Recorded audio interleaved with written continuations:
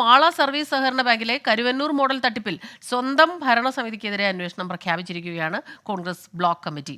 Joint രജിസ്ട്രാറുടെ report പഠിക്കാനും ഭരണസമിതിയുടെ വീഴ്ചകൾ വിലയിരുത്താനും 9 അംഗ സമിതിയെയാണ് ഇപ്പോൾ ചുമതലപ്പെടുത്തിയിട്ടുള്ളത്. വീഴ്ച ഉണ്ടായവർക്കെതിരെ നടപടി ആവശ്യപ്പെട്ട് ജില്ലാ നേതൃത്വത്തെ സമീപിക്കാനാണ് നീക്കം.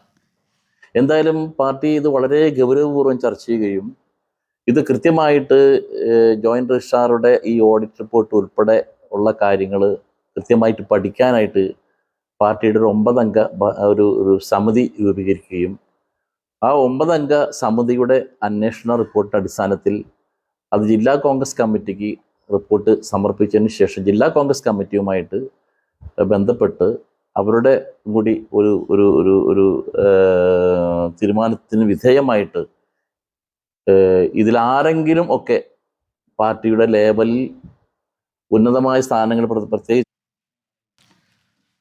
സൂരജ് സജി ചേരുന്നുണ്ട് തൃശ്ശൂരിൽ നിന്ന് വിവരങ്ങളുമായി. സൂരജ്, ഇപ്പോൾ ഈ ഭരണസമിതിക്കെതിരെ തന്നെ അന്വേഷണം പ്രഖ്യാപിക്കേണ്ട ഒരു അവസ്ഥയിലേക്ക് പോയിരിക്കുകയാണോ കാര്യങ്ങൾ?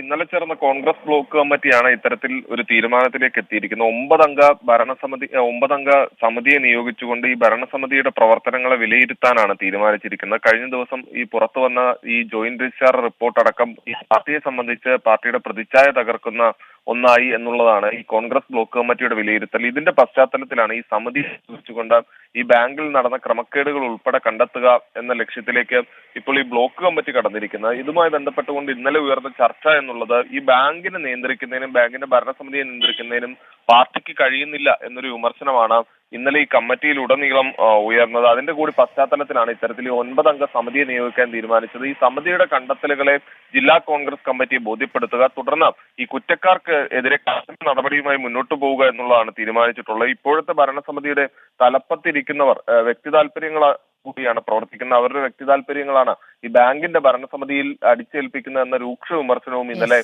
ഉയരുകയുണ്ടായി. സ്മിത, ശരി. സൂരജ് സജിയാണ് തൃശ്ശൂരിൽ നിന്ന് ഈ വാർത്തയുടെ വിശദാംശങ്ങളുമായി നമുക്കൊപ്പം ചേർന്നത്.